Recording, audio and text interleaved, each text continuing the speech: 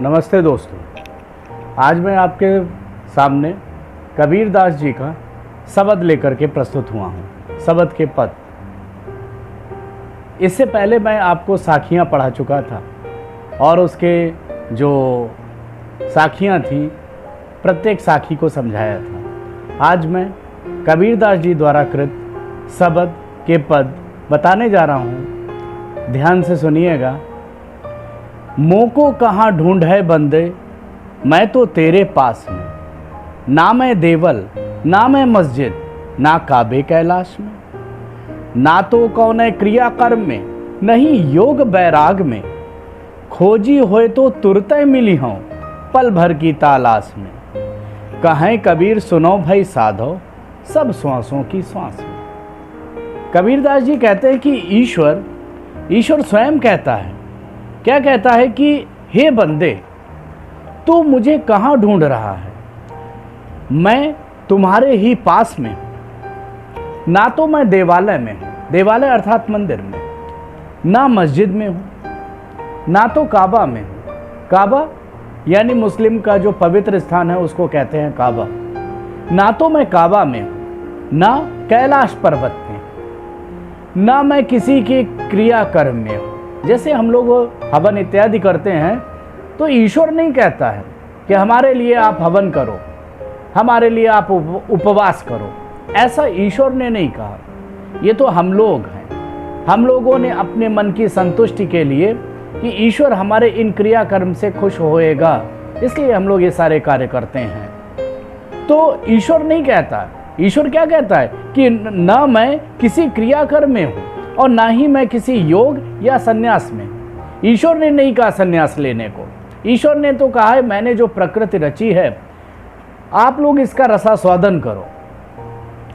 यदि तुम्हें खोजना है, अगर तुमको खोजना है और तुम्हें खोजना आता है तो मैं तुरंत ही मिल जाऊंगा, और वो भी बस पल भर में मुझे ढूंढ सकते हो। कबीरदास जी कहते हैं कि हे साधुओं सुनो, ईश्वर कहता है कि मैं तो हर प्राणी की सांस में बसता हूं। बात भी सही है।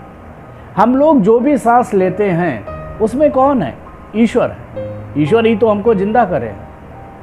हम लोग क्या करते हैं, ईश्वर को खोजने के लिए कहाँ? कैलाश पर्वत पर ऊंचे, इतनी ऊंचाई पर चले जाते हैं कि ईश्वर वहां है।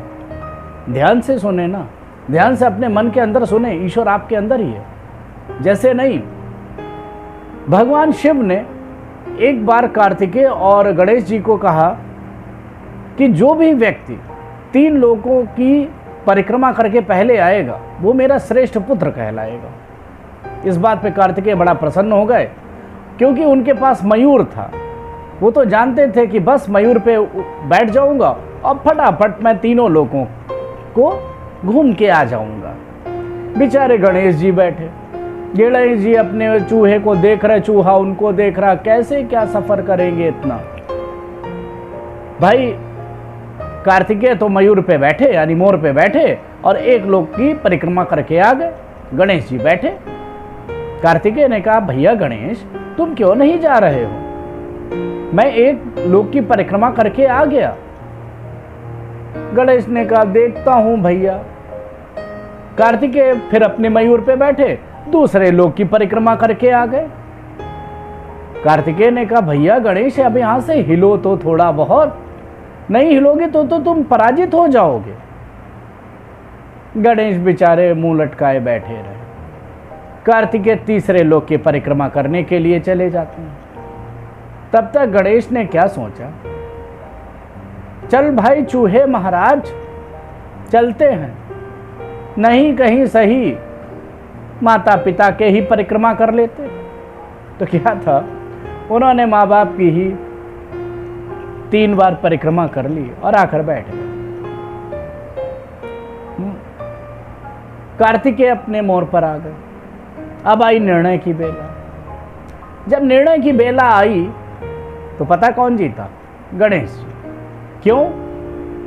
अरे त्रिलोकधारी तो वही है, शिव ही त्रिलोकधारी हैं।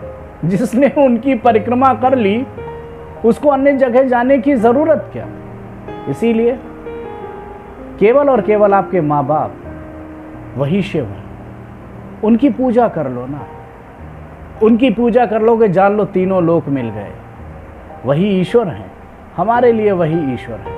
उन्होंने हमको बोलना सिखाया, चलना सिखाया, कौन सी बात गलत है कौन सही है ये सब चीज़ें सिखाई और इतना बड़ा कर दिया। कौन हुआ ईश्वर? हमारे माता पिता। वही ईश्वर भी कहता है थोड़ा सा इंतज़ार करो, थोड़ा सा ध्यान दे लो, मैं तो तुम्हारे ही पास में हूँ। मैं मंदिरों में नहीं हूँ, ना ही मैं काबा काशी में हूँ, मैं तो तुम्हारे ही पास में। आप लोगों को अगर अच्छा लगा हो तो मेरे इस चैनल को सब्सक्राइब ज़रूर करिएगा। और ऐसे ही मैं बच्चों के लिए और आप सभी के लिए ऐसे ही पद और साखियाँ लेकर के आता रहूँगा। और आगे भी मैं क्लास 9th की चीज़ों को भी आपके सम्मुख रखता रहूँगा, NCERT की बुक की। ठीक है, अच्छा।